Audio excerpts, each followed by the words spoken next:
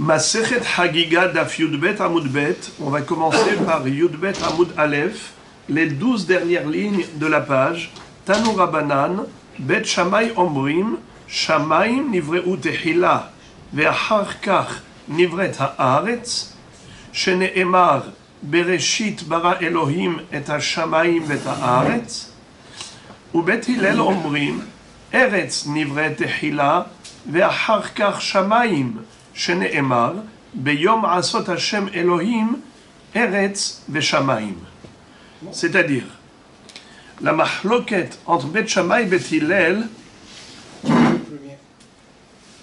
concerne l'ordre chronologique de la création du ciel et de la terre.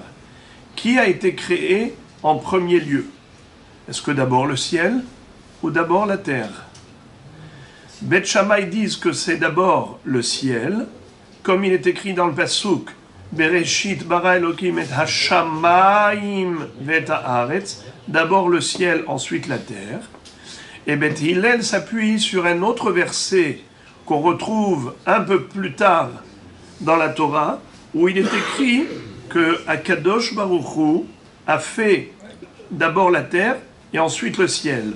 Beyom asot Hashem Elokim eretz veshamayim. Donc a priori, on a deux psukim qui se contredisent, a priori, évidemment qu'ils ne se contredisent pas, mais a priori. Et ce qui est bizarre, c'est que Bet Shammai s'appuie sur un pasuk et Bet Hillel s'appuie sur un autre pasuk. Amar lahem ou Amrou lahem, Bet Hillel et Bet Shammai, les divrechem, Adam boné aliyah ve'achar kach boné bait, shene'emar haboné bashamayim ma'alotav, va'agudato al eretz yesadah, c'est-à-dire, l'argument de Bet Hillel, il est que ce n'est pas logique ce que vous dites, Bet Shammai, que Dieu a créé d'abord le ciel et ensuite la terre. Car le ciel a été comparé à un étage et la terre au rez-de-chaussée. Est-ce qu'on peut construire d'abord l'étage avant le rez-de-chaussée? C'est impossible. Donc, la logique veut qu'Akadosh Baruch Hu ait d'abord créé la terre, qui est le rez-de-chaussée, et ensuite le ciel, qui est l'étage. Puisqu'on retrouve dans un pasuk de la prophétie de Amos, Habone bashamayim ma'aliotav va'agudato al eretz yesadah. C'est-à-dire, Dieu a créé le ciel, son étage. Va'agudato, c'est quoi Aguda? Aguda, c'est un groupe de personnes qu'il a créé sur terre, c'est-à-dire, dans ce monde, il y a des hommes, c'est l'humanité. Ou encore plus, d'après un autre pirouche, c'est les tzadikim, c'est Agudato. Le monde a été créé pour ces tzadikim. En tout cas, tu vois que le ciel est comparé à un étage, donc la terre au rez-de-chaussée. Et il n'est pas logique qu'Akadosh Baruch Hu crée d'abord l'étage avant le rez-de-chaussée. Donc c'est sûr que d'abord la terre, ensuite le ciel. Amrou lahem Bet Shammai le Bet Hillel. Les divrechem, Adam osé, sherafraf, ve'achar kach, on sait qui c'est. Alors qu'est-ce que font Bet Shammai? Ils ne répondent pas à la question. Ils retournent à Bet Hillel une autre question. Ça veut dire que ce qui est bizarre ici, c'est que chacun s'appuie sur un pasuk. D'accord? Donc déjà, quand ils vont s'adresser des objections, ils vont pas dire clairement comment tu vas expliquer ce pasuk. Ils prétendent, d'abord, chacun s'appuie sur un pasuk, et après, chacun s'appuie sur une logique pour contrecarrer la logique de l'autre. Ça veut dire, Bet Hillel dit à Bet Shammai, ce que vous dites, c'est bizarre. Vous dites que Bereshit bara Elokim et hashamayim vet haaretz, Dieu créa d'abord le ciel, ensuite la terre. Quoi? On peut d'abord construire un étage et ensuite construire le rez-de-chaussée? Ce n'est pas logique. Bet Shammai ne répondent pas à la question. Ils disent à Bet Hillel, pourquoi vous, ce que vous dites, c'est logique? Sur quoi vous vous appuyez? Sur un pasouk. Beyom asot Hashem Elokim eretz veshamaim. Dieu fit la terre et le ciel. Donc de là, vous déduisez que la terre a précédé le ciel. Attends, est-ce que c'est logique ça? De créer d'abord la terre et ensuite le ciel? Ce n'est pas logique. Pourquoi ce n'est pas logique? Prétendent Beth Shammai. Ils disent car dans un pasouk, chez Nehemar, c'est un pasouk dans Ishaïa, il est écrit Koamar Hashem, Hashamayim kis'i, Veha'aretz, Hadom raglai. C'est-à-dire, Dieu a comparé le ciel à un trône, à un siège, et la terre à un marchepied. Est-ce qu'on construit d'abord le marchepied et ensuite on construit le trône, la chaise? Évidemment que non, car le marchepied doit être proportionnel à la chaise. Donc il est plus logique de construire d'abord la chaise, le trône, le kissé, et ensuite le shérafraf, et ensuite le marchepied. Donc certainement Dieu créa d'abord le ciel, et ensuite la terre, puisque Dieu a comparé le ciel à un kissé, et la terre au hadom raglai, au marchepied. V'hachamim omrim, ze vaze, kehat nivreu. Hachamim contredisent aussi bien Beth Shammai comme Beth Hillel, et ils prétendent, ni comme l'un, ni comme l'autre, ils disent que le ciel et la terre furent créés concomitamment, en même temps. Chez Nehemar, Af yadi yazda eretz vimini tipeha shamayim kore ani alehem ya'amdu yahdav. Toujours dans la prophétie de Ishaïa, il est dit, au nom d'Hachem, ma main a fondé la terre, ma droite a mesuré le ciel, je les ai appelés et ils se sont tenus ensemble. Ça fait allusion à la création parallèle du ciel et de la terre, qui se sont faits simultanément. Donc d'après Chachamim, c'est ni comme Beth Shammai, ni comme Beth Hillel, c'est les deux en même temps. Et tout de suite, la Gemara va analyser donc ces psukim d'après les uns et les autres, comment chacun va expliquer ces psukim. Vous avez demandé par rapport à ce pasuk, Afiadi Yazda Eretz Vimini Tibecha Shamaim. Mama a fondé la terre, ma droite a établi le ciel. Eh bien, c'est la main droite et la main gauche.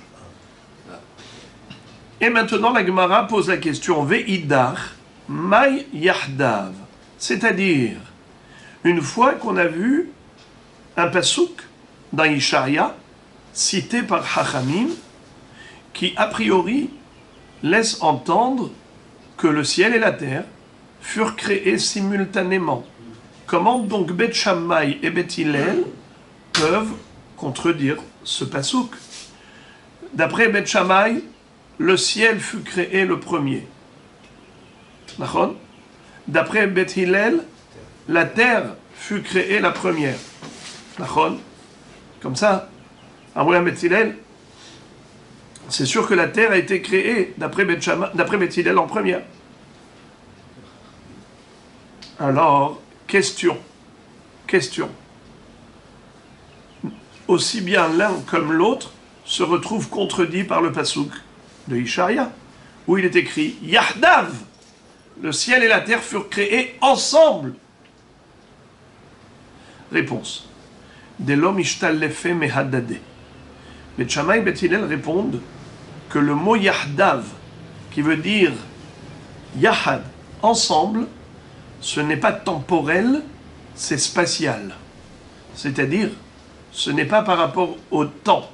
Le pasuk ne veut pas nous indiquer le moment durant lequel ils furent créés, en disant les deux ont été créés ensemble. Non. C'est juste dire que c'est un assemblage. C'est-à-dire qu'Akadosh Baruch Hu, il les a créés ensemble, qu'ils restent ensemble. Le ciel et la terre ont un rapport.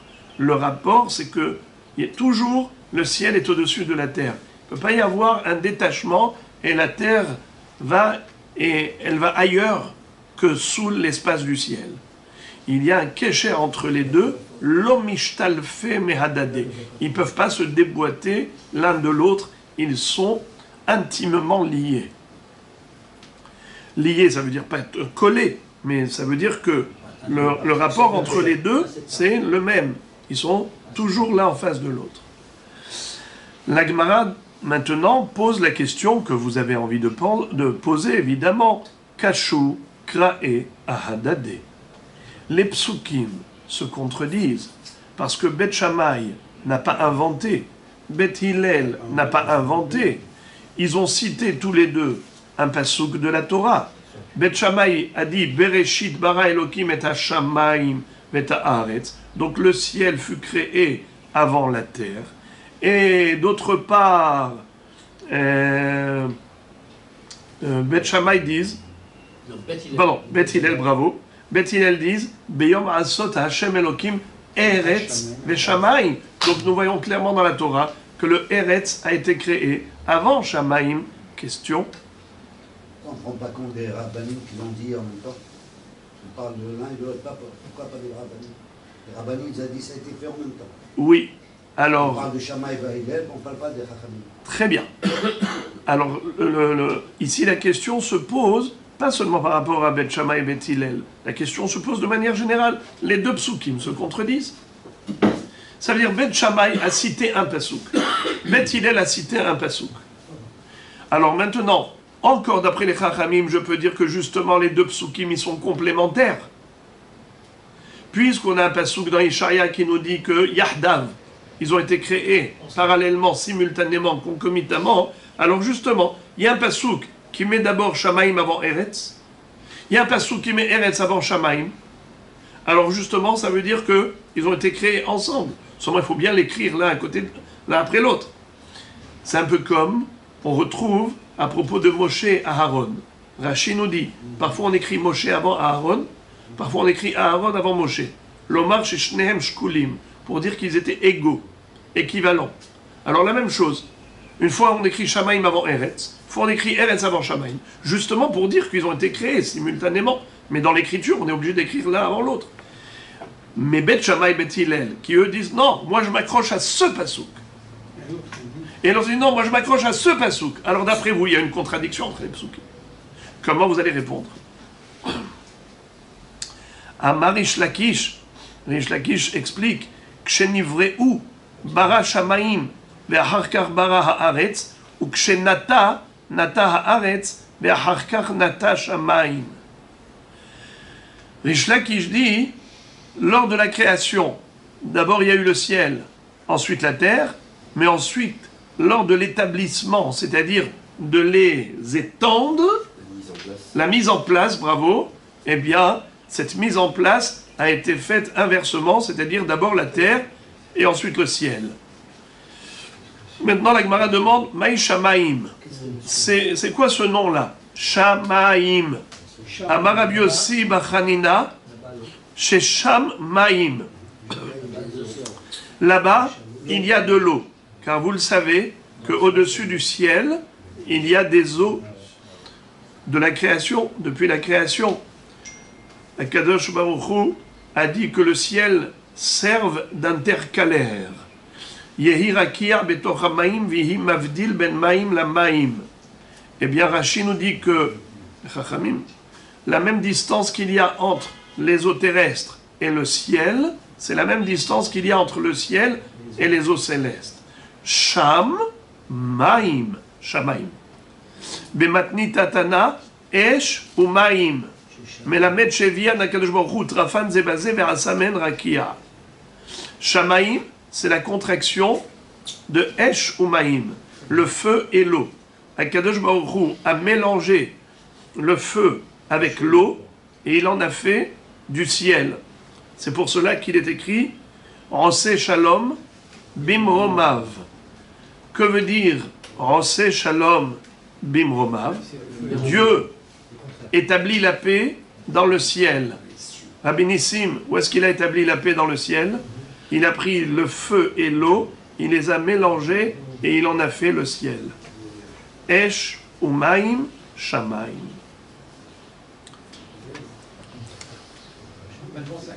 Sha'al, c'est ça ce qu'on appelle Oseh Shalom Imromav. Dieu a établi la paix dans les cieux, c'est entre les deux ennemis, les deux opposés, le feu et l'eau.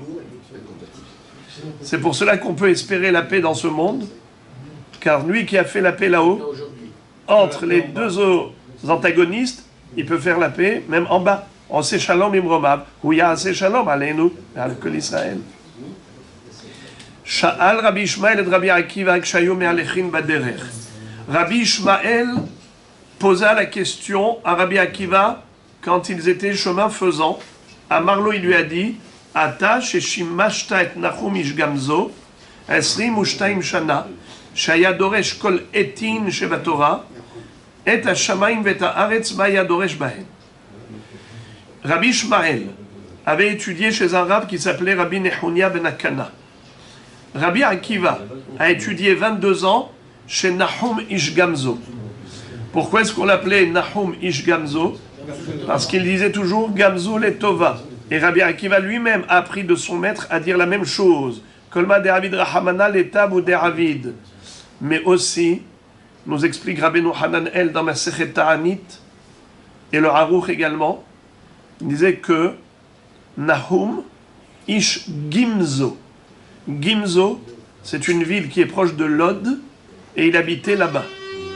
Après, il a eu le surnom de Gamzo. Gimzo, c'est la ville. Gamzo, c'est Gamzo Letova. Gamzo Letova. Et si vous allez à Kiryat Sefer, à Modi'in, vous allez voir là-bas le village qui s'appelle Gimzo. Là-bas, il y a beaucoup d'agriculture. Ils ont des champs, des vergers. Ils vous vendent là-bas des arbrisseaux, des arbustes, toutes sortes d'implants. Ils cultivent beaucoup. Donc c'est un village. Il lui a dit, ton maître a la notoriété, la célébrité, dans le sens où il est connu pour être Doresh, tous les et de la Torah. À chaque fois qu'il est écrit Kabed et Avicha et Imecha, Nachon, et Hashem Elokecha Tira. Qu'est-ce qu'on fait avec le mot et à chaque fois? On vient inclure et rajouter quelque chose. Il y a une dracha à faire du mot et. Quel dracha a-t-il fait de Bereshit bara Elokim et Hashamayim ve et haaretz? À Marlo, il lui a répondu, Rabbi Akiva, Rabbi Ishmael, mon maître a dit, Ilu ne'emar Shamayim va haaretz, s'il est écrit juste Bereshit bara Elokim Shamayim va haaretz, sans dire et Hashamayim ve et haaretz, Haïti Omer, j'aurais pu dire, j'aurais pu penser, Shamayim Shemo shel HaKadosh Baruch Hu. J'aurais pu penser que Shamayim et Eretz, c'est des noms d'Akadosh Baruch Hu. J'aurais dit comme ça. Bereshit bara Elokim Shamayim va'aretz. Ça veut dire Elokim, c'est Shamayim va'aretz hasve shalom. C'est pour ça qu'on a écrit Bereshit bara Elokim et ha-Shamayim ve et haaretz. Il y a le créateur et les créatures. Elokim, c'est le créateur. Et ha-Shamayim ve haaretz, le ciel et la terre sont les créatures. Et non pas croire, il ne faut surtout pas croire que Shamayim et Eretz, ce sont des noms de Elokim. Bereshit, au début, bara Elokim Shamayim va'aretz, le Dieu qui s'appelle ciel et terre, a créé. C'est ce qu'on aurait pu penser. C'est pour ça que la Torah veut exclure toute erreur. Elle t'a bien fait comprendre les choses pour comprendre qu'il y a le Créateur et les créatures grâce aux deux et.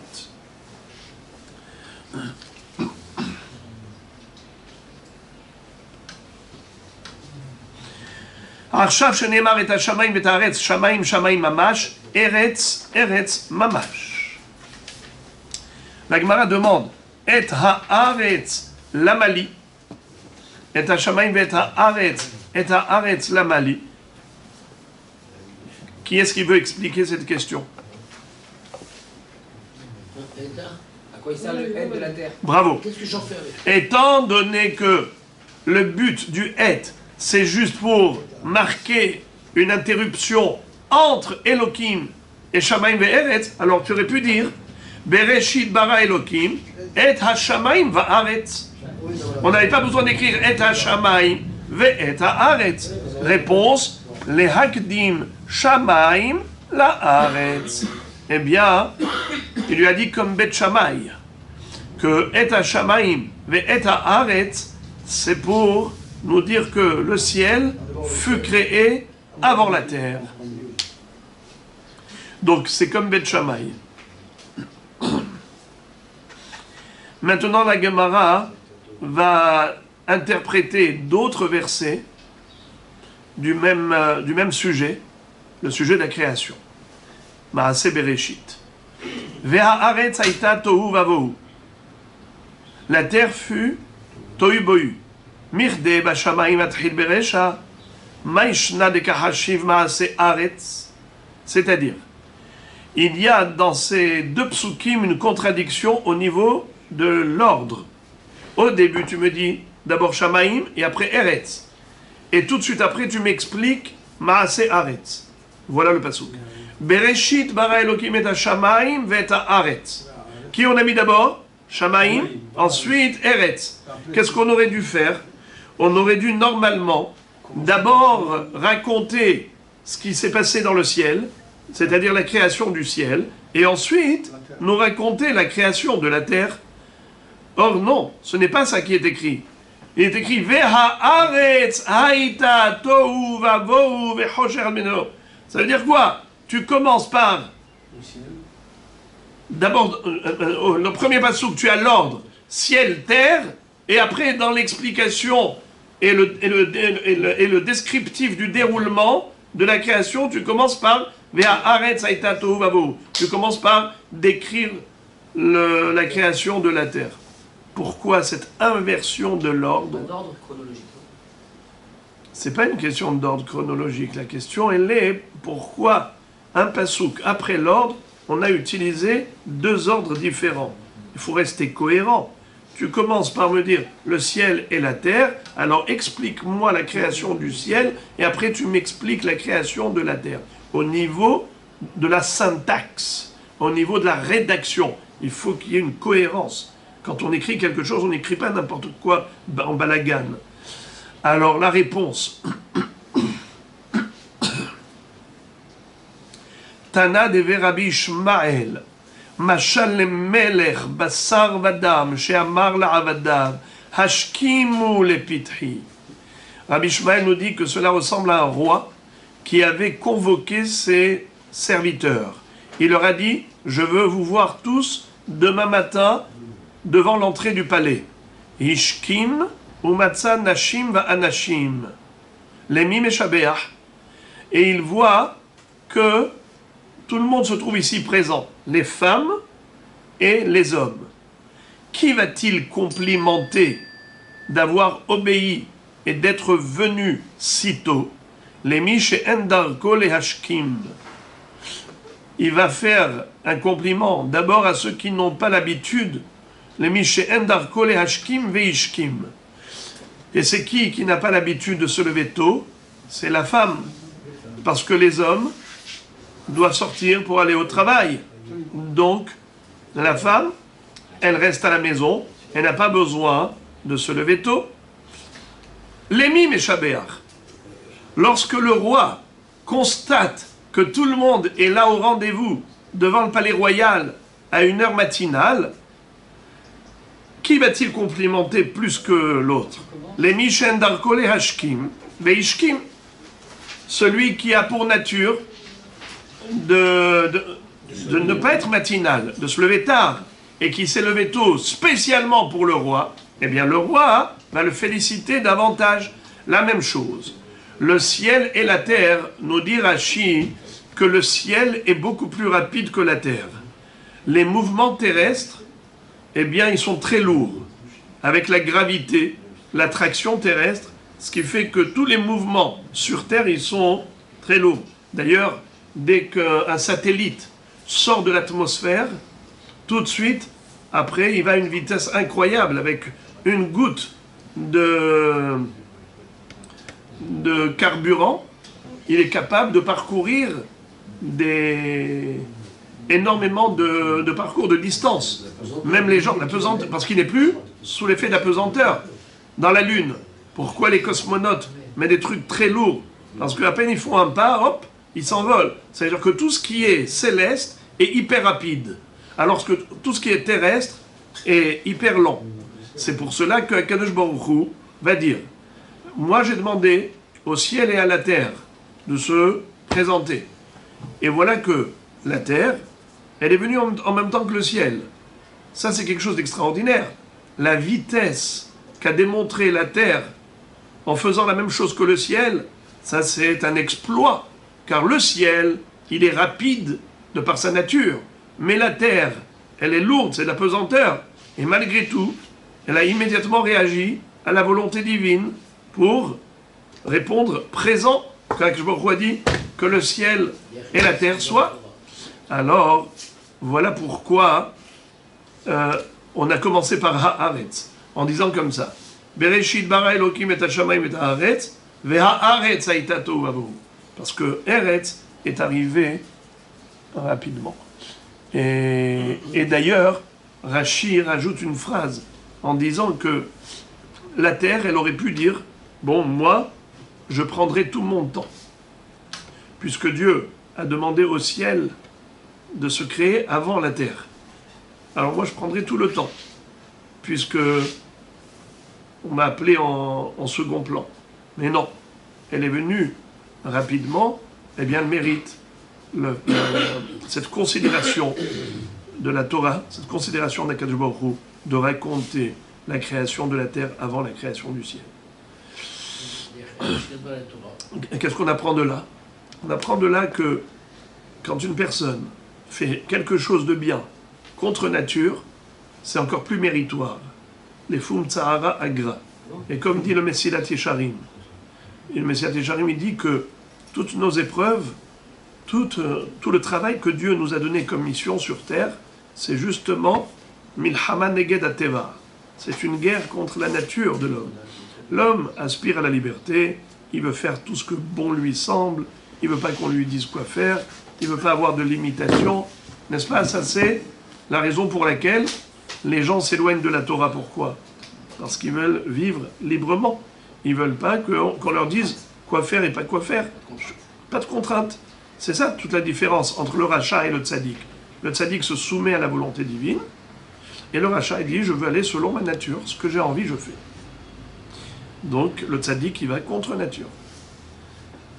Et c'est pour ça qu'il est félicité. La terre, elle n'était pas censée venir aussi rapidement que le ciel, parce qu'elle c'est pas dans sa nature. Et malgré tout elle a fait. C'est pour ça que je me dis, eh bien je commence par raconter l'histoire de la terre. Tanya, Rabbi Yossi Omer. Rabbi, alors juste une parenthèse. Il y a ici un joli pirouche, un commentaire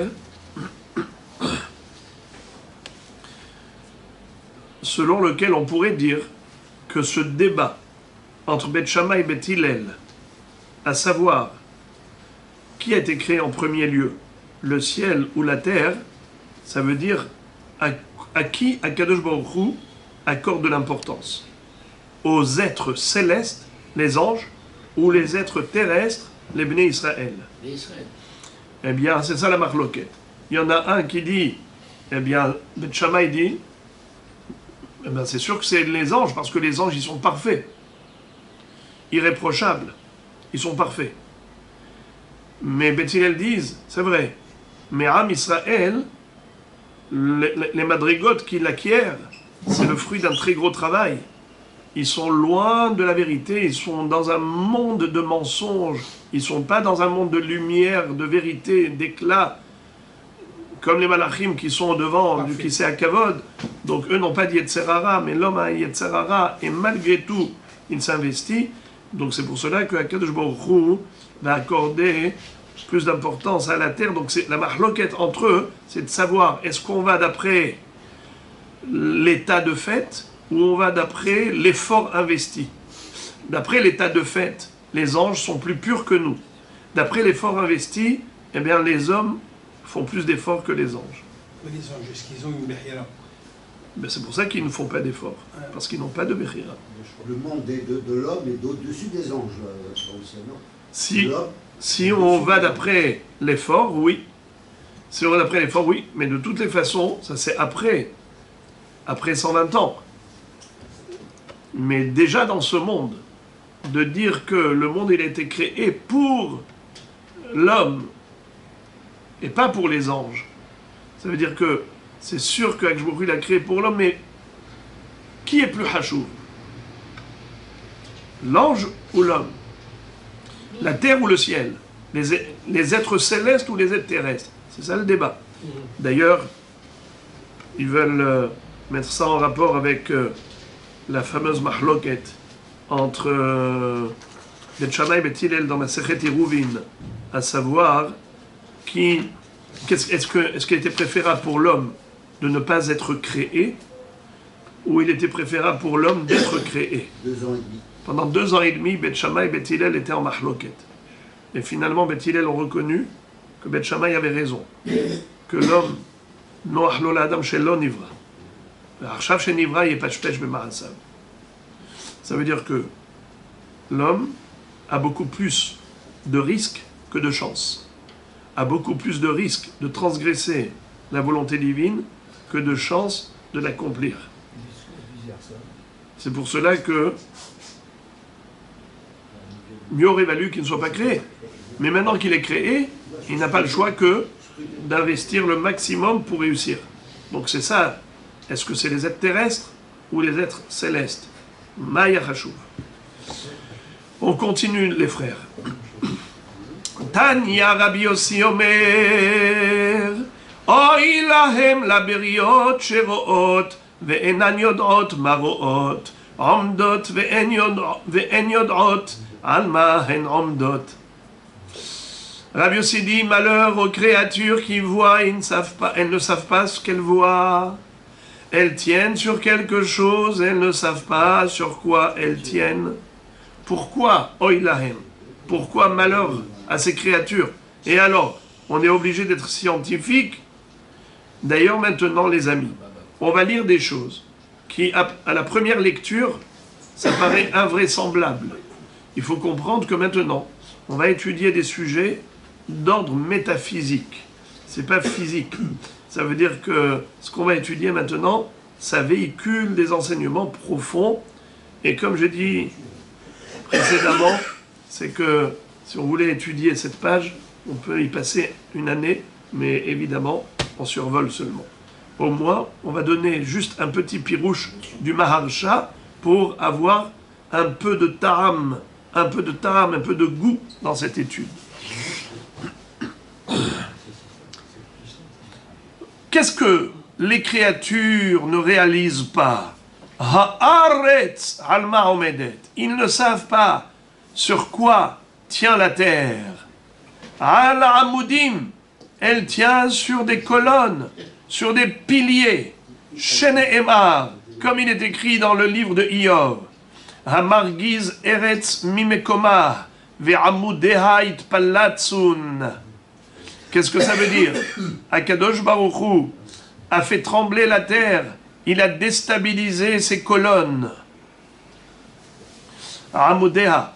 Qu'est-ce qu'on voit d'ici? Que la terre a des amudim, des piliers. Amudim alamaim. Sur quoi tiennent ces piliers? Ils tiennent sur l'eau. Sheneemar, leroka haaretz, alamaim. Maim aleharim. Et l'eau sur quoi elle tient? Sur les montagnes.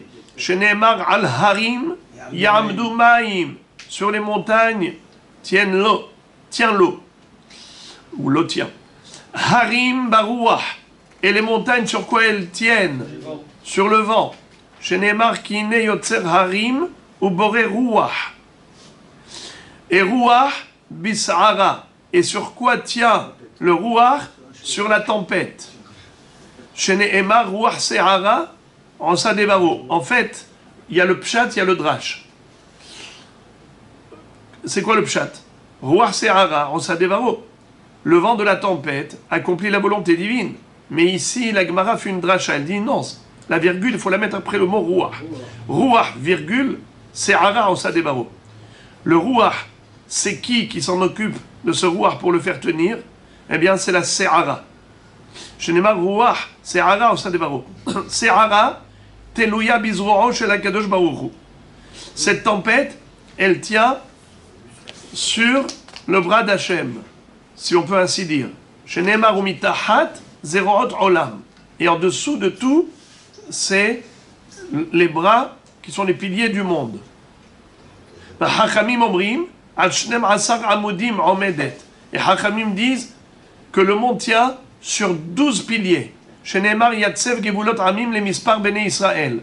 Combien de shevatim il y avait chez les béné Israël, les enfants de Yaakov Avinu? 12. Veyesh omrim, shiv'a amudim. Il y a ceux qui disent que le monde tient sur 7 piliers. Shenemar, hatzva amudeha shiv'a. Comme il est écrit dans Mishlei, Chochmot banta beta hatzva amudea shiva. Quand Baruch a créé le monde, il a fait tenir sur 7 piliers. Rabbi Elazar ben Shamoua Omer, al amud echad, ve tzaddik shemo. Le monde il tient sur un seul pilier. Il s'appelle tzaddik. Sheneemar, ve tzaddik yesod olam. Le tzaddik, c'est le pilier du monde. Alors à Botaï, que veut dire tout cela? Vous avez compris? Si on traduit littéralement, c'est difficilement assimilable et peu digeste. Alors, on va essayer de radoucir ce texte avec un excellent commentaire du Maharsha. Comme je l'ai dit en préambule, ici il ne s'agit pas d'un descriptif du cosmos sur le plan physique. Il s'agit là de valeurs spirituelles. Recommençons. Malheureusement, les gens se tiennent sur le monde et ils ne savent pas sur quoi ils se tiennent. Pourquoi ils sont malheureux? Malheureusement pour eux. Oy lahem, malheureusement pour eux. Qu'est-ce qu'il y a de malheureux? C'est parce qu'en fait, le monde tient sur un mérite. Vetzadik yesod olam. Si on ne fait pas ce qu'il faut faire, on met le monde en danger. Tous les problèmes du monde, c'est parce que le pilier du monde est déstabilisé. Et là, on va voir, c'est quoi le pilier du monde? Comme il est écrit dans Pirkei Avot, Al Shelosha Devarim Haolam Omed, à la Torah, et à la Avoda, et à la Gemilut Chasadim. Le monde, il tient sur 3 piliers. C'est la Torah, le service sacré et la bienfaisance.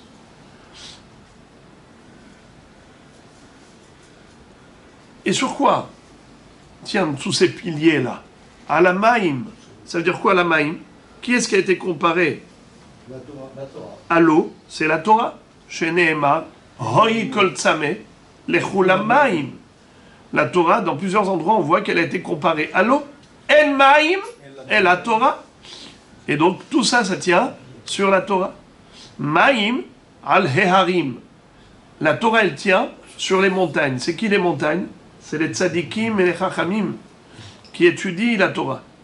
Dans le sens où on a comparé par exemple Abraham, Yitzhak, Yaakov à des montagnes. La montagne, c'est quelque chose d'imposant, de robuste, de solide, de fort. Les tzadikim, ils ont de nombreux mérites. Alors, la Torah, elle repose sur ces tzadikim qui étudient la Torah et qui la véhiculent d'une génération à l'autre.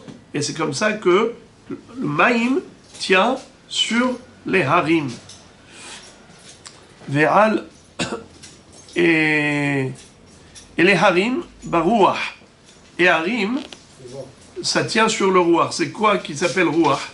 Alors, on a dit le vent, mais en fait, la Neshama s'appelle Rouach.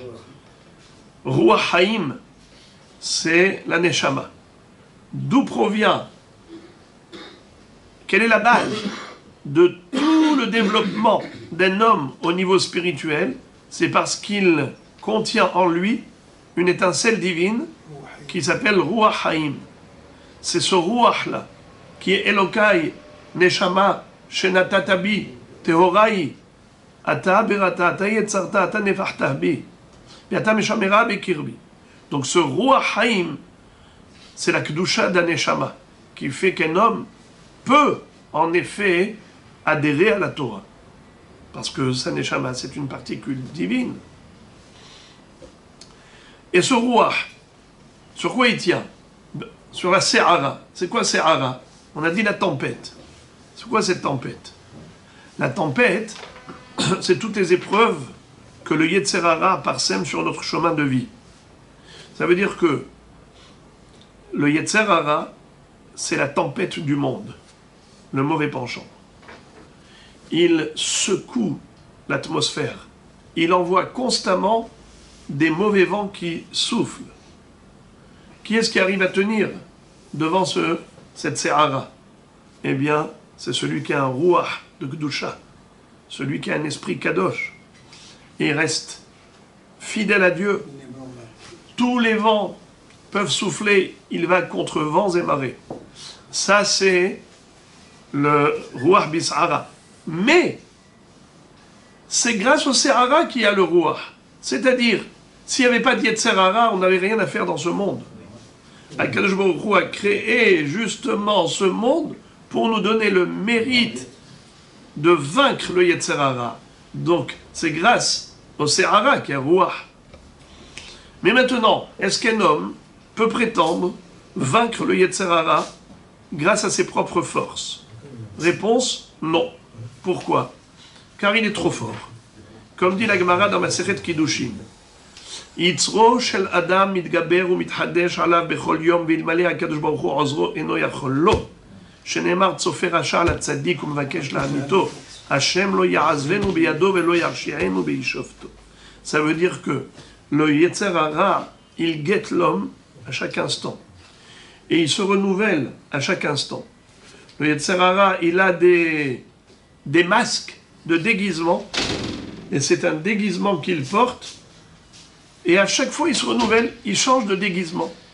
Donc, tu n'as pas le temps de t'habituer, que déjà, voilà, tu en as un autre. Une autre forme, et une autre forme. Mithadesh. Et comme ça, il est mitgaber. Les forces du mal se renforcent. L'être humain est tellement faible, tellement vulnérable. Il aurait pu très facilement succomber dans le piège du Yetzer Hara. Mais Akadosh Baruch Hu l'aide. Quand est-ce qu'il aide? Il aide quand la personne elle a fait le maximum. Quand la personne a fait tout ce qu'elle pouvait faire. Tout ce qu'elle avait dans ses moyens.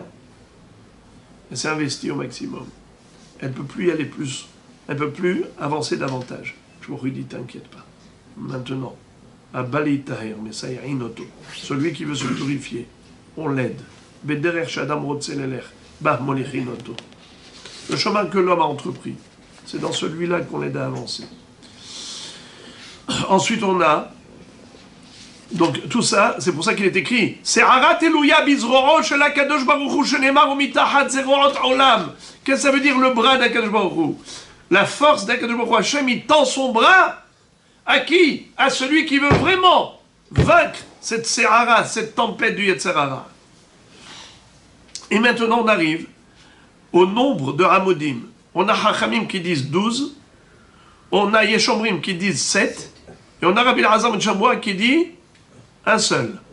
À quoi correspondent ces trois chiffres? 12, 7, 1. Le Maharsha explique. Nous avons retrouvé à la fin de Masechet Makot une braïta qui dit on a 613 mitzvot dans la Torah. Il y en a deux qu'on a entendu d'Akadosh Baruch Hu. Anochi et Loïe, les deux premiers commandements du décalogue. Après on a 611 qui restent. 613 moins 2 et 611. C'est qui nous a enseigné? Moshe Rabbeinu. Torah Tziva Lanu Moshe. Moracha Kilat Yaakov. Torah en valeur numérique 611. Qui nous a enseigné? Moshe. Après Bas David, Ve'amidan al Ahad Asad. David Amelech, il a contracté toutes les mitzvot de la Torah en 11 principes. Mizmor le David Hashem Yagur Be'olecha, Mishkon Be'arkotshecha, Olech Tanim Upoel Tzedek Be'dover Mitbevavo. Il y a 11 principes. Après, on a Ishaïa Han-Navi. Lui, il les a contractés en 6 principes. Après, on a Micha, en 3 principes. Après, on a Habakkuk. Habakkuk, qui dit Vetzadik Be'emunato Yihye. La base de toute la Torah, c'est la Emunah. Les tzaddik be'emunato yechye. Alors maintenant, il dit comme ça. Le Maharsha, c'est son pirouche, c'est son hidouche. Il dit, David Amelech, il est d'accord avec Habakkuk, que la Emunah, c'est la base de tout. Donc David Amelech, il a dit combien de principes? Il a énuméré 11. 11 plus le principe de la Emunah, ça fait 12. Il dit, Ishaïa, il nous a donné combien de principes? 6. 6 plus le principe de la Emunah, ça fait combien? 7. On dit, c'est pour ça que Yesh Omrim al Shiva Amudim, Shenemar Hatzva Amudé al Shiva, et il y a ceux qui disent al Amud Ehad. Excusez-moi. Le premier, Hachamim Omrim al Shnem Asar Amudim. Hachamim disent 12 piliers du monde. Yesh Omrim 7 piliers du monde. Et Rabbi Lazar Ben Shamua dit un seul pilier. Shenemar Bet Tzadik Yesod Olam. Alors il dit, ce tzaddik Yesod Olam, c'est quoi le tzaddik qui est Yesod Olam? C'est le tzaddik be'emunato yihye. C'est celui dont la emuna ne faillit pas. Parce que grâce à cette emuna, il arrive à accomplir tous les principes de la Torah. Donc le monde tient grâce à la Torah, mais qui accomplit la Torah, c'est celui qui a la emuna. Et après de la emuna, tu arrives aux 6 principes supplémentaires, ça fait 7. Et après tu arrives aux 11 principes, ça fait 12. 11 plus 1. You understand, my friend? Comment ça tu arrives? C'est des étapes? Oui. Ou c'est plusieurs avis? Des étapes. C'est quoi alors quand on dit le monde tient sur 36 tzadikim? Ça, c'est une très bonne question. Le monde tient sur 36 tzadikim, alors que là on dit les tzaddik be'emunato yihye. Hazak. Il y a dans la Gemara Souka à peu près la même question que la vôtre. La Gemara raconte là-bas que Rabbi Shimon Bar Yochai a dit Ra'iti bene aliyah vehema mu'atim im elefhem ani ubni mehem ve'im me'ahem ani ubni mehem ve'im shnaim hem ani ubni mehem.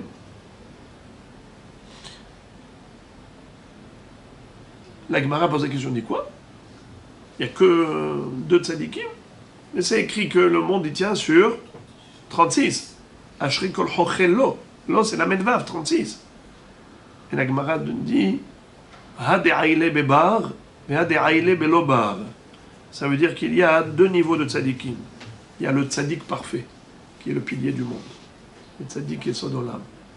Les 36, ils n'ont pas le même niveau que celui-là.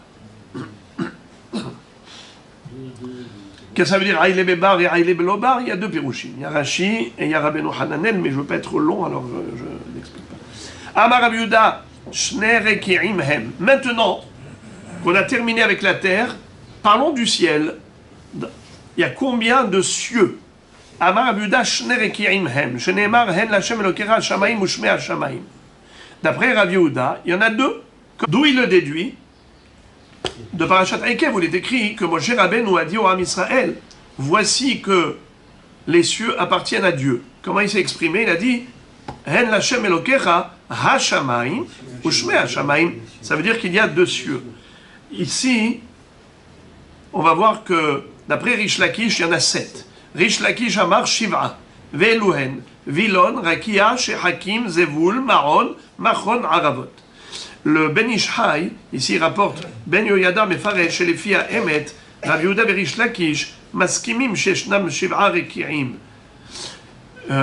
Ils sont tous d'accord sur le principe qu'il y a 7 cieux. Et là chez Rabbi Yehuda Mechalek et Arki'im Nishte Kvutzot. Arki'im Anirim La'enaim, et Arki'im Shenam Nir'im. Ve'mone kol Kvutza Kirakia Ehad. Mais Rish Lakish, Mone kol Rakia Verakia Fneatzmo. Il dit qu'en fait, quand Rabbi Yehuda dit qu'il y a 2 cieux, c'est en fait 2 catégories de cieux. Il y a ceux qui sont, on va dire, des cieux astronomiques, visibles sur le plan physique, et des cieux qui sont d'ordre spirituel. Comme ça, explique le Ben Ishraï. Alors commençons à expliquer la fonction des 7 cieux, selon Rish Lakish, qui nous a révélé qu'il y a 7 cieux. Premier, on a dit, il s'appelait comment? Vilon. il nous dit, Vilon, eno meshamesh klum, ela nichnas shachrit, veyotse arvit. Umechadesh bechol yom maase bereshit. Qu'est-ce que ça veut dire? Le premier s'appelle Vilon, c'est un rideau. Car en effet, il n'a pas de fonction propre, il sert juste de rideau. Il voile le ciel qui est au-dessus. Car dans le ciel qui est au-dessus, qui s'appelle Rakia, c'est là-bas où se trouvent les astres, les luminaires, à savoir le soleil, la lune, les étoiles, ainsi de suite.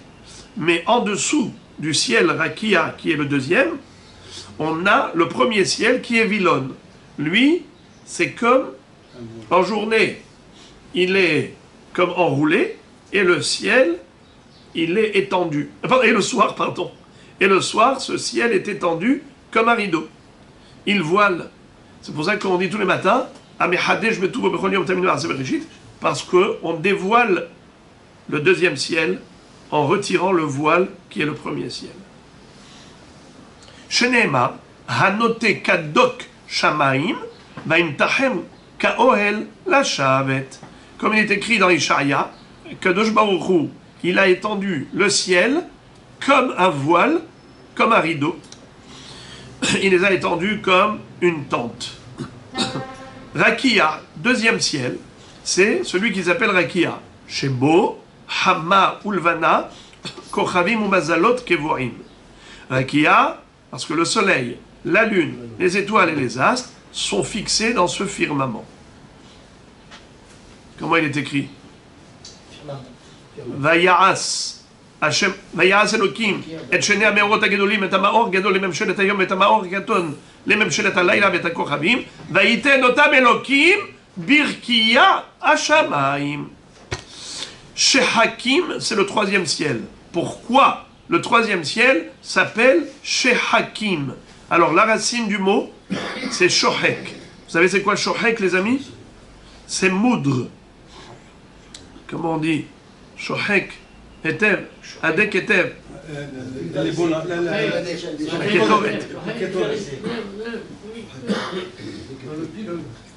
Donc, piler, moudre, c'est Shohek. Alors, pourquoi est-ce que le ciel s'appelle Shahak, Shehakim?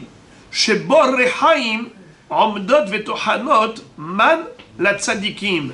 Sheneemar Vaitzav, Shehakim im Ma'al, Bedalte Shamaim Patach, Vayamter Alehem Man le'echol, Udgan Shamaim Natan Lamo. Ce passouk dans Tehillim nous révèle qu'il y a en fait un ciel qui sert à moudre la manne céleste pour préparer pour les tzadikim cette manne qu'ils vont pouvoir manger plus tard. Eh bien, un ciel de Parnassa pour les tzadikim, les Atid Lavo. Comme il est dit que Akadosh Baruch Hu avait ouvert les portes du ciel pour envoyer la manne céleste au Bnei Israël. Zevul, Shebo Yerushalayim, ou Bet Amigdash, ou Mizbeach Banouy, ou Michael Asar Agadol, Omed ou Makriv Alav Korban, Shenemar Bano Baniti Bet Zevul Lach, Machon de Shivtecha Olamim. Qui est-ce qui peut me dire à quel numéro on est là? On a fait déjà combien? Premier ciel, c'était Vilon. Deuxième, c'était Rakia. Troisième, c'était Shehakim. Quatrième, c'est Zevul. Alors, Zevul, qu'est-ce qu'il y a dans Zevul? Il y a là-bas Yerushalayim Shel Ma'ala. C'est Jérusalem d'en haut, qui est en face de Jérusalem d'en bas.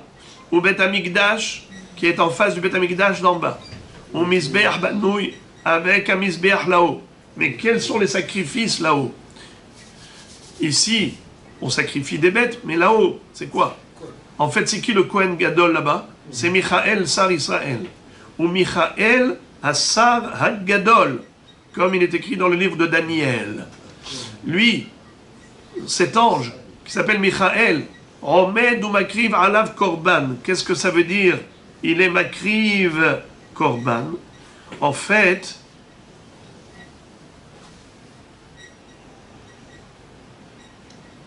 il accompagne les Neshamot des Tzadikim. Vous entendez?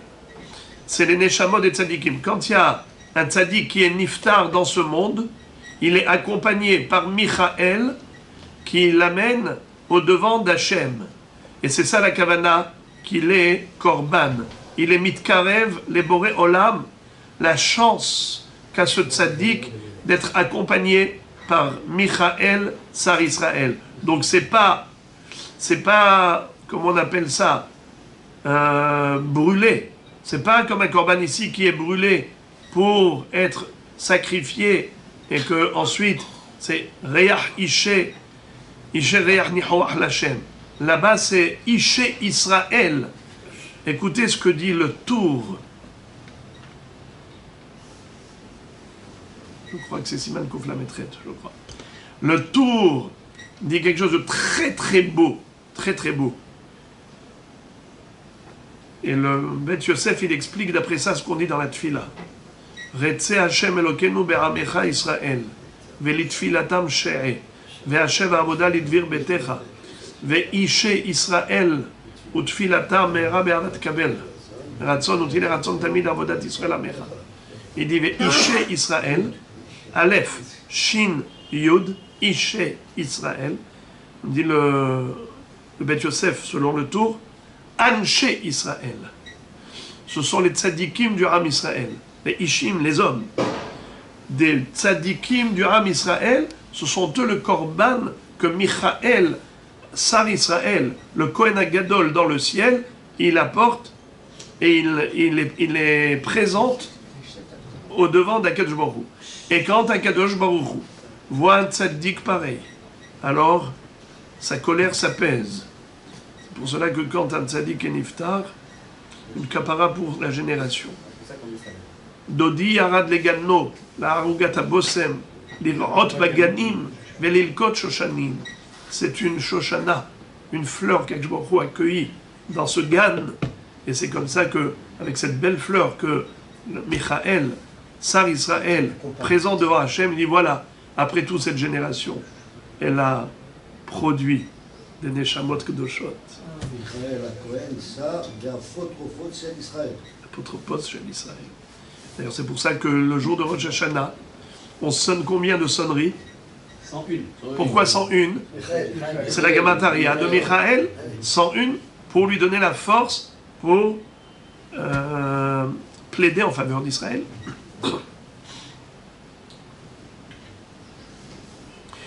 Alors à Botaï, ici il est écrit comme ça. Shene Emar, Bano Baniti Bet Zevulach, Machon et Shivtecha Olamim. Shlomo Amelech a dit à Kadosh Baruch Hu, maître du monde, je t'ai construit une maison qui sera ta demeure, Machon et Shivtecha Olamim, pour t'installer éternellement. Alors, comment je comprends ce pasuk Rabotai? Le mot Machon le Shivtecha, on le retrouve déjà dans la Torah. Et là-bas dans la Torah, quand on dit Machon le Shivtecha, Mikedash Hashem konenu yadecha, Machon le Shivtecha Paralta Hashem, Mikedash Hashem konenu yadecha, Hashem imlok leolam vaed. Qu'est-ce que ça veut dire? Le Bet Hamikdash shel Mata, mechouvan keneged Bet Hamikdash shel Mala. Machon le Shivtecha. Le Bet Hamikdash d'en bas, il est Machon. Machon, c'est Mechouvan. Il est juste en face. Mechouvan, Keneged, Shivtecha. Shivtecha, c'est le Kisei HaKavod. Dans le Kisei HaKavod. Alors, en face du Kisei HaKavod, on a ici le Bet Hamikdash Lemata. C'est pour ça que Shlomo Amelech, au moment où il a construit le Bet Hamikdash, il a dit Bano baniti bet zevulach. Machon le shivtecha olamim.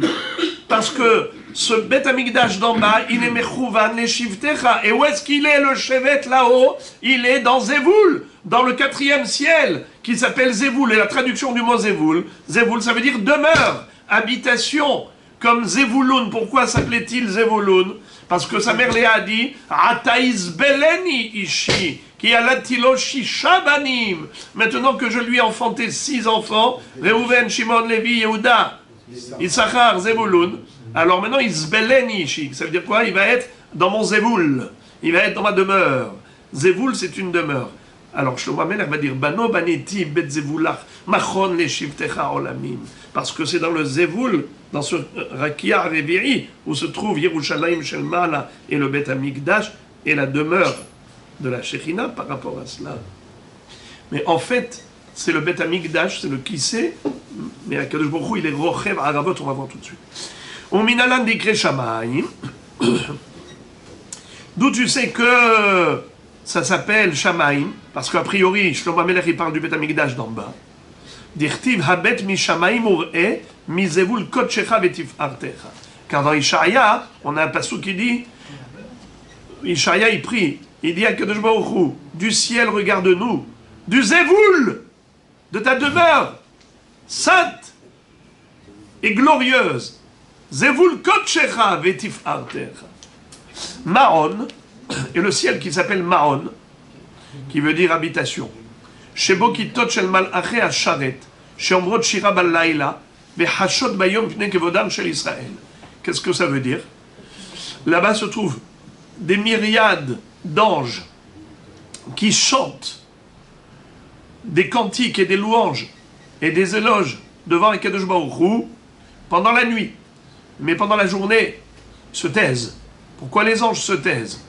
Pour laisser Israël s'exprimer, pour accorder préséance aux cantiques et aux louanges exprimés et clamés par Israël. C'est incroyable. Ils nous font un caveau de fou. La nuit, quand ils voient qu'on dort, alors à ce moment-là, ils chantent. Mais dès qu'on se réveille, ils disent, ça y est, chut, laissons les enfants d'Hachem. C'est leur tour. Shene'emar yomam yetzaveh Hashem hasdo ubalayla shiro imi. Qu'est-ce que ça veut dire? Yomam yetzaveh Hashem hasdo. Akadosh Baruch Hu, il leur ordonne aux malachim en journée de se taire pour faire du chesed. Ça veut dire qu'à ce moment-là, ils font des missions, ils accomplissent des missions. Pour dire à chaque malach, fais ça, fais ça, fais ça, fais ça, fais ça. Ils accomplissent leur mission. Ils ne chantent pas. Yomam yetzaveh Hashem hasdo. En journée, il leur ordonne d'aller faire du chesed dans le monde. Par contre, eh ben oui, vous savez ce que disent Chachamim? En lecha kol esev ve'esev shel lo malach shemaki oto ve'omer lo gdal. Chaque plante, elle a un ange qui lui dit, allez pousse.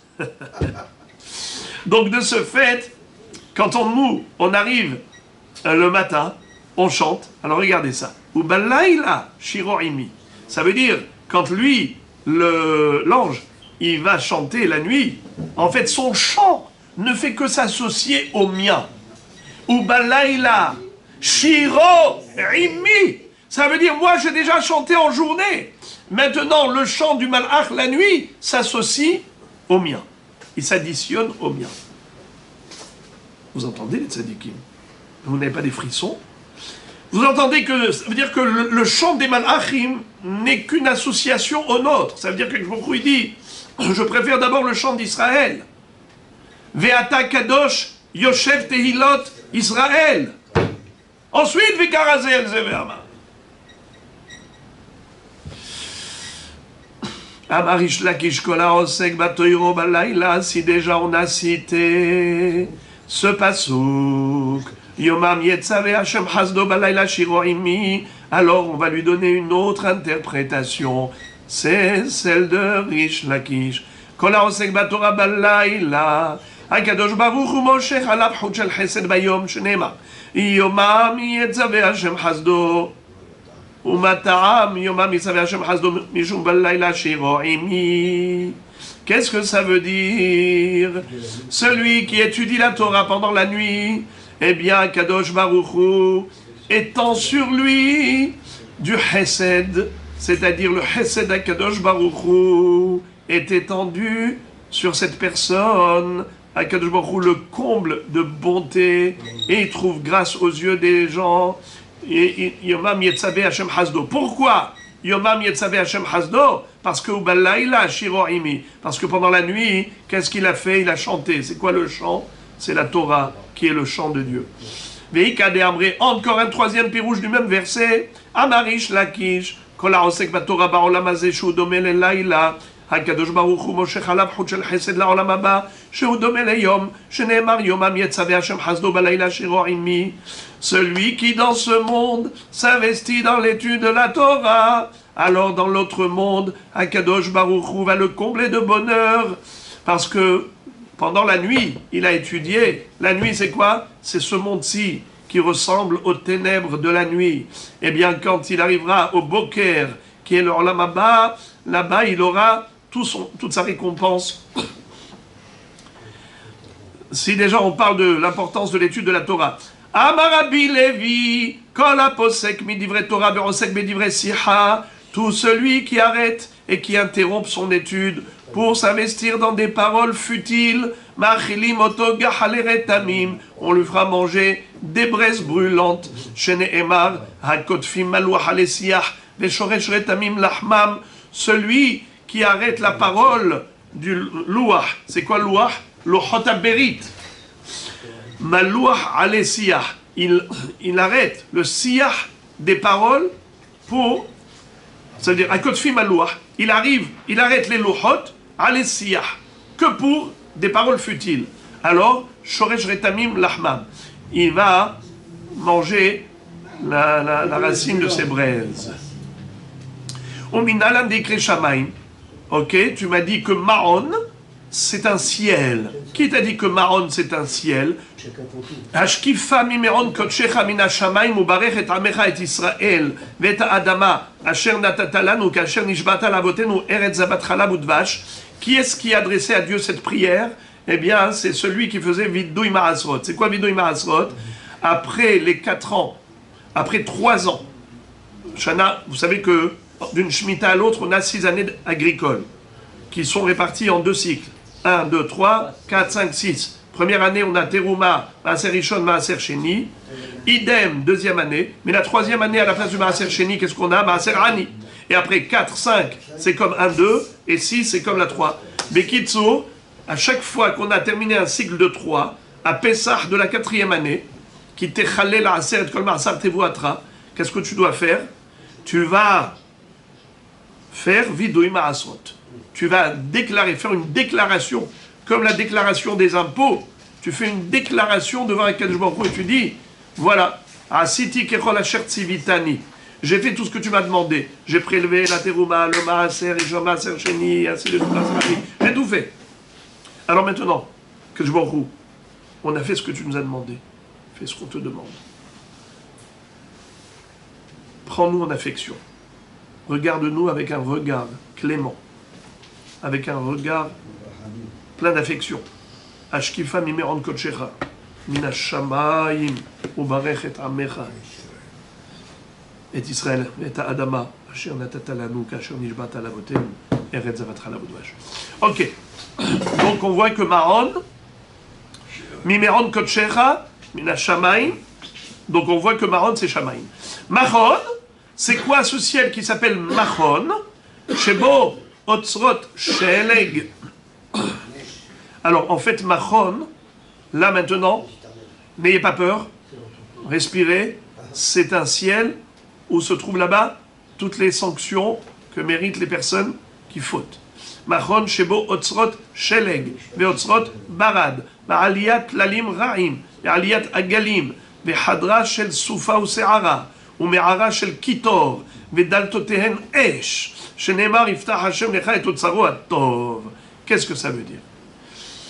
Il y a là-bas tout ce qu'on peut imaginer comme source de torture.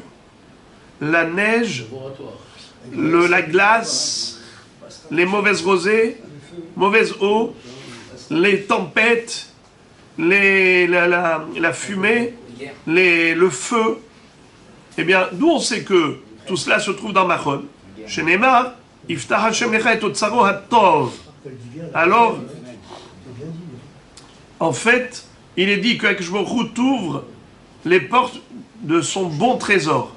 Ça veut dire qu'il y a un mauvais trésor. Ça veut dire que de la même façon qu'il y a un trésor de bonnes choses, il y a également l'entrepôt où se trouvent les choses dangereuses. La Gemara demande, Hane birkira itanu, Hane be'ara itanu. Dirtiv alelu et Hashem min haaretz, tanim bechol tehomot, esh ubarad, sheleg, vekitor, ruach se'ara, osadevaro. Donc on voit que tout ce que tu viens d'énumérer, tu m'as dit que ça se trouve dans Machon, c'est pas vrai, ça se trouve sur terre. Réponse, c'est David Ameller qui a prié pour que Akadosh Baruch Hu déplace toutes ces choses négatives et qu'il les installe sur terre et pas là-haut. Amar Abuda Marav, David bikesh aleem rahamim veoridan la haaretz. Comment il a prié? Amar lefanav, il a dit devant Hachem, Ribono shel olam, maître du monde, lo el hafetz recha ata, lo yegurecha ra, tzadik ata Hachem, lo yagur bimgurecha ra. Qu'est-ce que ça veut dire? Il a dit à Kadosh Baruch Hu, toi Hachem, tu es tzadik, tu n'aimes pas tout ce qui est négatif. Lo el hafetz recha ata. Et de ce fait, faut pas que les sanctions résident dans le ciel. Dans le ciel, il devrait y avoir que du bien. Alors tout cela, qui est l'objet de sanctions, de torture, il faut que ce soit en bas, pas chez toi. Puisque tzaddik ata Hashem, lo yagur bimgurecha ra, il ne faut pas que se trouve dans ta demeure, là-haut dans le ciel, tout ce qui est négatif. Ou minalan dikre shamaim, d'où sait-on que Machon s'appelle Shamaim. Dirtiv ve'ata tishma hashamaim mechon shivtecha. Comme on retrouve que Shlomo Ameler, quand il a construit le Beth Amikdash, il a dit à Dieu, maître du monde, à chaque fois que quelqu'un va venir dans le Beth Amikdash pour prier, toi qui exauce sa prière, toi Hachem qui est dans Mechon Shivtecha, installé dans ton siège, dans ton trône. Donc on voit que Mechon, Ve'ata tishma hashamaim mechon shivtecha. Alors Machon, c'est le nom d'un ciel. Aravot, c'est le 7e ciel. Rochev Aravot. Dirti ve'ata, pardon. Aravot, shebo tzedek ou mishpat ou tzedaka, ginze chaim ve ginze shalom. Alors, qu'est-ce qu'on a dans Aravot? Que des choses positives. Tzedek, l'équité. Mishpat, la justice. Ou tzedaka, la bienfaisance. Ginze chaim, le trésor de vie. Ginze shalom, le trésor de paix. Ve ginze bracha, le trésor de bénédiction. Ve nishmatan shel tzadikim, où là-bas se trouvent les neshamot des tzadikim qui ont déjà quitté ce monde, qui sont là-haut. Ve ruchot unshamot she'atidim leibarot. Et les âmes futures, les âmes qui vont descendre sur terre plus tard. Vetal she'atid akadosh baruch hu lehyot bo metim. Là-bas se trouve la rosée de la résurrection des morts. Akadosh baruch hu va utiliser cette rosée pour ressusciter les morts. Et d'où on apprend tout ça? Tzedek ou mishpat dirtiv, tzedek ou mishpat mechon kis echa. Le tzedek et mishpat, c'est écrit qu'il se trouve où?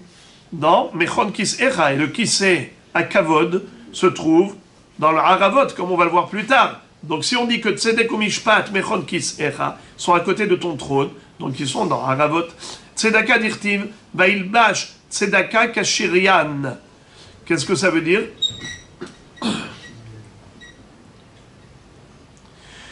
C'est quoi Shirian? Normalement, Shirion c'est une armure. Mais ici, dans la dracha, Akadosh Baruch Hu, il s'est vêtu, si on peut ainsi dire, de la justice, de la tzedaka, de la bienfaisance, la bienveillance. Kashirian, ça veut dire que c'est Shoré Etzlo. La tzedaka, elle se trouve chez lui. Ginze Haim, le trésor de vie, dirtiv ki mecha mekor Haim, car chez toi se trouve la source de vie. Veginze Shalom, le trésor de paix, dirtiv aikralo Hashem Shalom. Akadosh Baruch Hu a appelé le Shalom et il lui a dit viens Shalom, tu vas te mettre chez moi. Vaikralo Hashem Shalom, viens Shalom. Veginze Beracha, dirtiv Issa Beracha me'et Hashem. Le trésor de la bénédiction se trouve chez Hashem, comme il est dit. Issa beracha me'et Hashem. Nishmatan shel tzadikim, la neshama des tzadikim dirtiv, ve'aita nefesh adoni tserura, bitzror hachaim, et Hashem elokecha. Comme Avigail avait fait cette bracha à David Ameller qu'après 120 ans, sa neshama se retrouve dans le trésor de vie chez Akadosh Baruch Hu. Ruchot, unshamot she'atidin ibarot, et les âmes qui, dans le futur, vont descendre sur terre, dirtiv, ki ruach milefana ya'atov, unshamot Ani asiti. Ça veut dire que les neshamot, quand elles descendent sur terre, en effet, elles descendent avec soumission. Elles descendent avec soumission en disant à Kadosh Baruch Hu, on te promet qu'on va accomplir ta volonté. En tout cas, nous voyons que les Ruchot ou Neshamot sont devant Dieu. Vetal she'atid HaKadosh Baruch Hu l'Ahyot Bometim, et la rosée de la résurrection, dirtiv Geshem Nedavot Tanif Elohim Nahalatra Venil'a Atakonanta, c'est-à-dire Geshem Nedavot, une pluie de Beracha, Tanif Elohim, tu vas, toi, Hachem, vaporiser. Venahalatra Venil'a Atakonanta. Et ta Nahala, c'est-à-dire Am Israël, qui est ton patrimoine, et qui sont fatigués aujourd'hui, ou bien même les morts, Atakonanta, tu vas les ressusciter, les remettre sur pied.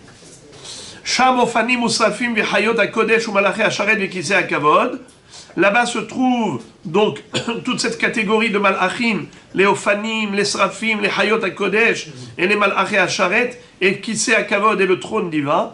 Et au-dessus, Melech El Hay Ram Venissa Shochen Alehem.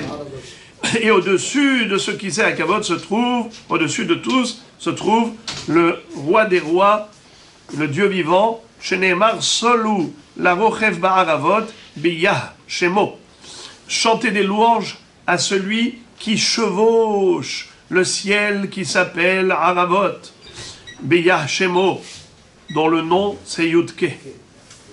Vous voulez un petit pirouche par rapport au nom Yudke?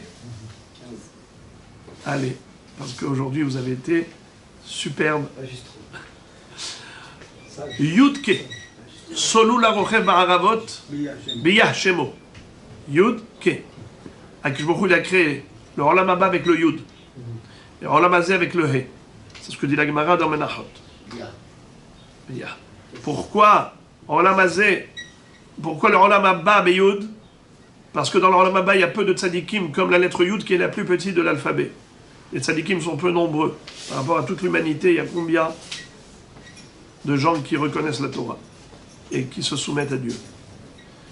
He, c'est la lettre avec laquelle HaKadosh Baruch Hu a créé Olam Hazé pour dire que le quatrième côté, comme le He, il a 3 barres, mais la quatrième barre, elle est ouverte. Pour dire celui qui veut sortir du monde d'HaKadosh Baruch Hu, qui veut désobéir à Hachem, il peut sortir. Quand la rotse la tset et tarbut ra'a, yatse. Celui qui veut faire teshuva, il peut. Il y a une petite lucarne. La 3e barre du He ne touche pas le plafond. Pourquoi cette fenêtre? Celui qui veut faire teshuva, qui revienne. Pourquoi il ne peut pas revenir par le même endroit, demande la Gemara? Il dit lo istayra milta. Ça veut dire une personne, si elle ne change pas de cadre de vie, alors elle a du mal à revenir. Il faut changer de cadre de vie. Alors, mais maintenant, regardez. Yudke. Solu la rochev ba'aravot. Maintenant, Yud, on a dit le Yud et le He. Ça veut dire que le Olam Hazé, le Olam Haba, c'est avec 2 lettres que je vous les a créées. Comme il est dit, Ki beyah Hashem sur Olamim. Avec le Yud et le He, Hashem, il a créé Olamim. 2 Olamim. Olam Hazé, Olam Haba. Sinon, regardez. La Gemara nous a dit qu'il y a combien de cieux? 7. Combien de terres? 1. La terre et le ciel, ça fait combien d'espace? 7 plus 1? 8. Il y a combien d'intervalles? 7. Si on a 8 éléments, il y a combien d'intervalles? 7. Alors 8 et 7, 15.